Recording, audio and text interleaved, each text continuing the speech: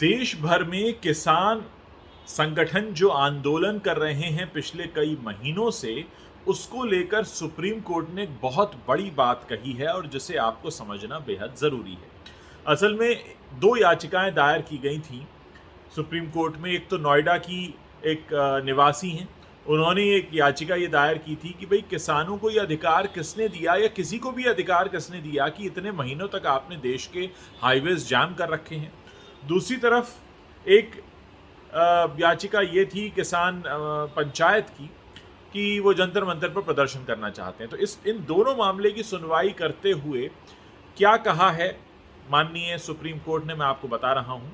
Supreme court ने पूछा है कि उसने 3 कृषि कानूनों पर रोक लगा रखी है, मतलब सुप्रीम कोर्ट ने तीनों कृषि कानूनों पर रोक लगाई हुई है, फिर सड़कों पर प्रदर्शन क्यों हो रहे हैं? जब मामला अदालत में है तो फिर आप सड़कों पर विरोध क्यों कर रहे हैं? ये पहला सवाल पूछा है सुप्रीम कोर्ट ने किसान पंचायत से। इस पर किसान महापंचायत के जो वकील हैं उन्होंने कहा कि उन्होंने किसी सड़क को ब्लॉक किया ही नहीं है। इस पर बेंच ने कहा कि कोई एक पक्ष अदालत पहुंच गया तो प्रदर्शन का क्या मतलब है? आप कह रहे हैं कि जो सड़कों को ब्लॉक किए हुए हैं वो दूसरे संगठन हैं। हम आपको बता रहे हैं कि ये जो कृषि कानून है इन पर हमने रोक लगाई हुई है, मामला अदालत में है, तो आप सड़कों पर क्यों बैठे हैं? जस्टिस एम खानविलकर ने कहा कि कानून पर रोक लगी है, सरकार ने आश्वासन दिया है कि वो इसे लागू नहीं करेंगे, तो फिर आप प्रदर्शन क्यों कर रहे हैं? बड़ा सवाल। किसान महापंचायत की याचिका में एक मांग ये की गई थी कि वो जंतर मंतर पर सत्याग्रह करना चाहते हैं। अदालत ने कहा कि आपने कानून की वैधता को चुनौती दी है, हम पहले वैधता पर फैसला करेंगे और प्रदर्शन का सवाल ही नहीं उठता इस पर, क्योंकि हम तो आपकी जो याचिका है जिसमें आप कानून पर विचार करने के लिए कह रहे हैं वो तो पहले से ही अदालत में है।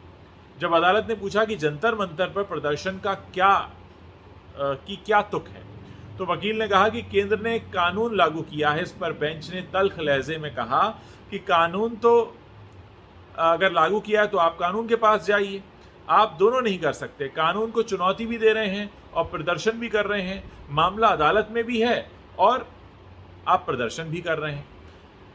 सुप्रीम कोर्ट ने साफ तौर पर कहा कि या तो आप अदालत जाइए या संसद जाइए या फिर सड़क पर जाइए, ये आप जो तीनों रास्ते अख्तियार कर रहे हैं, ये इसका क्या मतलब है? सुप्रीम कोर्ट की सुनवाई के दौरान लखीमपुर खीरी वाली घटना का जिक्र भी हुआ और अदालत ने कहा कि कानून अपना काम करेगा। कोर्ट ने वैसे तो यही कहा कि जो प्रदर्शनकारी दावा कर रहे हैं उनका प्रदर्शन शांतिपूर्ण है, वे वहां हिंसा और सार्वजनिक संपत्ति को नुकसान की जिम्मेदारी नहीं लेंगे। लेकिन कुल मिलाकर एक जो बड़ी बात कही गई है कोर्ट की तरफ से, और अब जितने भी किसान संगठन हैं, करीब 43 किसान संगठन हैं, उन सबको नोटिस भी भेजा गया है और उनसे पूछा गया है कि भाई जब आपने ये जो कृषि कानून है इनको विचार करने के लिए दिया अदालत में और इस पर विचार हो रहा है, सरकार का आश्वासन है हम लागू नहीं करेंगे, तो फिर ये विरोध प्रदर्शन क्यों हो रहा है? और इसमें एक और याचिका, मैंने आपको बताया, एक और याचिका की सुनवाई थी जिसमें नोएडा की एक निवासी उन्होंने कहा कि भाई किसी को भी अधिकार कैसे है कि वो देश भर की सड़कों को या कुछ प्रमुख सड़कों को जाम करके बैठ जाए?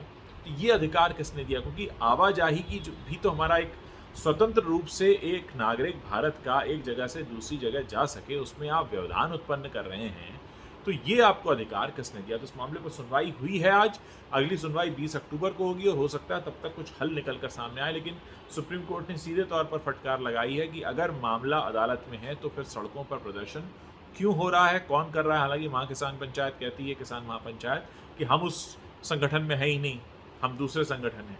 खैर, सभी जानते हैं कि किसान संगठनों ने रास्ता रोका हुआ है और एक जो मूल अधिकार है नागरिकों का एक जगह से दूसरी जगह पर जाने का स्वतंत्र रूप से, ये उसको भी एक चुनौती है। देखते हैं अगले सुनवाई में क्या होता है। बहरहाल एक महत्वपूर्ण बात माननीय सुप्रीम कोर्ट ने तो कह ही दी है कि मामला अदालत में है तो फिर आप सड़कों पर क्यों हैं? आप अदालत में भी आ रहे हैं, आप सड़क पर भी विरोध प्रदर्शन कर रहे हैं, आप संसद में भी कर रहे हैं, तो ये आप चाहते क्या हैं?